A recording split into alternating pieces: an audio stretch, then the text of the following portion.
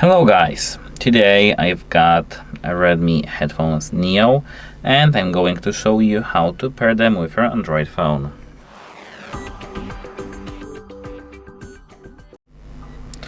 So, at first you need to open the settings. Here, connections. If you're on other phone rather than Samsung, you need to go straight to the connection, straight to the Bluetooth or straight to the connected devices. Here, tap Bluetooth. Now, as you can see here, I've got available devices list.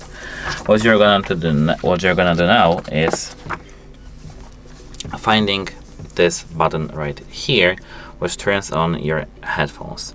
When your headphones are turned off, you need to hold it for 5 seconds.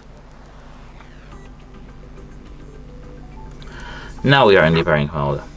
We can tap connect or scan here and find them in the list.